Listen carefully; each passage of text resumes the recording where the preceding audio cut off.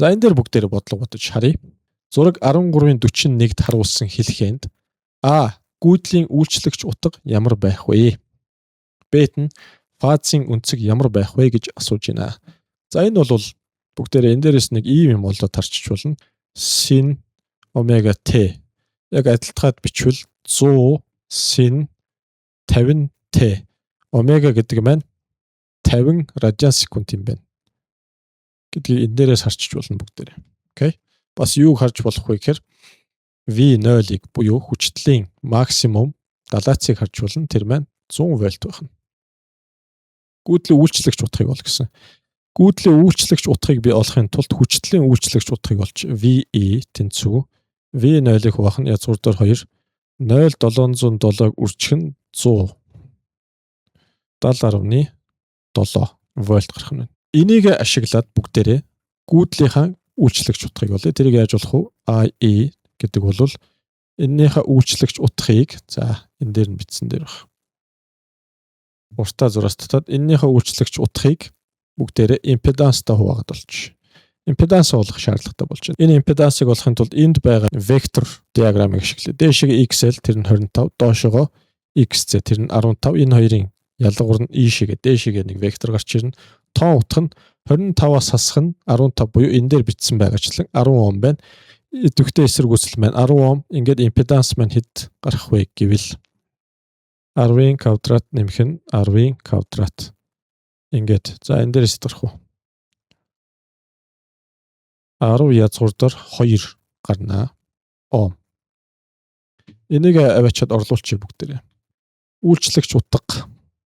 За тэр чинь бол нэг ийм юм байсан юм байна л да. 100-г хуваах нь язгуурдаар 2 байсан шүү дээ, тий. Тэгэнгүүтлээ дахиад 10 язгуурдаар 2 байгаа юм байна. Тэгэхээр үндсэндээ дээрээ 100, доороо 20 гарч ирнэ. Ингээд 5 байсан юм байна. 5 ампер болох нь. За энийг ингээд олчлоо. Энэ бол миний А биш. Түүний дараачаар фазын үнцэг ямар байх вэ гэж асуусан байна. За энэ диаграм ашиглаад яаж л бол яаж олж болно? Tanks figure нь бол бүгдээрээ Tanks phi тэнцүү XL-с хан XC хуваах нь R байсан. Энэ хоёрын ялгуур 10, нөгөөх нь 10. Ингээд 1 гарч байгаа юм байна. Tanks ямар үнцгэн дээр 1 гардыг 45 дээр гардаг шүү дээ. За ингээд phi маань 45 градус байсан байх нэ. Одоо бүгдээрээ хувьсах гүйдлийн хэлхээний чадал ба энергийн тухай авч хэлэлцгээе. Хувьсах гүйдлийн хэлхээнд ялгарх чадлыг дараах байдлаар болон бүгдээрээ эффектив утгуудын дандаа үржүүлнэ хооронд нь. Тэгээд cosines figure үржүүлнэ. Фазын үнцгийн cosines-аар үржүүлж өгч болно. За тэгэхээр өөр яаж бас олж болох вэ гэвэл эффектив утгын квадрат гүйдлийн хүчний импеданс үржих нь cosines phi эсвэл бол эффектив утгын квадрат R гэж бас олж болдог байх нэ. Cosines phi юу нь юу гэж хэлэх юм бэ?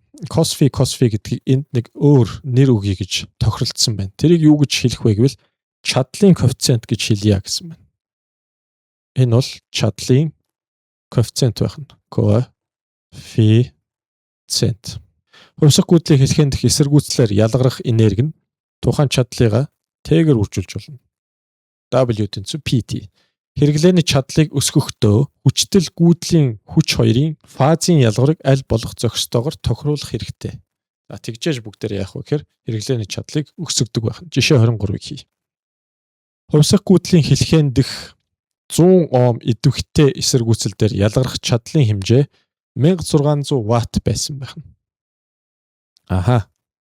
Тэгвэл энэ бол идэвхтэй эсэргүүцэл мөн үү? Гүйдлийн үйлчлэгч утгыг олооч гэсэн байна. За энэ тэгштгэл дээрээс олъё бүгдээр. Энэ хамгийн сүүлийнхэн тэгштгэл дээрээс. А гэдэг бол P тэнцүү эффектив утга квадрат. Энэ дээрээс үйлчлэгч утгыг олно бүгдээрээ. P-г R-т хуваагаад язгуур доор оруулах юм бол тэр маань эффектив утга болох нь байна. Язгуур доор PR. P маань 1600. R маань 100. Ингээ устдад 16 4 ампер гүйдлийн эффектив утга. Хүчтлийн үйлчлэгч утгыг олооч гэсэн байна. За хүчтлийн үйлчлэгч утгыг бид нар яаж олж болох вэ? Энэ эффективыг импедансаар үржүүлээд олчиж болно. Зөвхөн ганцхан идэвхтэй эсэргүүцэл байгаа юм. Тэгэхээр импеданс нь шууд идэвхтэй эсэргүүцэлтэйгээ тэнцээд явна. Тэгвэл дөрвийг үржих нь 100 400 вольт байна. Түүний дараа 1 минут хугацаанд ямар хэмжээтэй энерги ялгарх юм бэ гэж асууж байна. Тэр энергийн хэмжээг тэрийг V гэж байгаа бодчих дөө. Энэ B биш шүү. W тэнцүү P үржих нь T гэж олно гэсэн тий. Тэгэхээр T нь маань өгсөн байна. P чинь 1600 Вт гэдэг хэд өгсөн шүү дээ. 1600 үржих нь T 1 минут буюу 60 секунд. Энэ дээрээс гарч ирэх нь байна. 13 зэрэг 96 үржих нь 13 зэрэг joule буюу 96 кило joule хэмжээний энерги ялгарх нь байна. Энэ маань V-гийн хариу.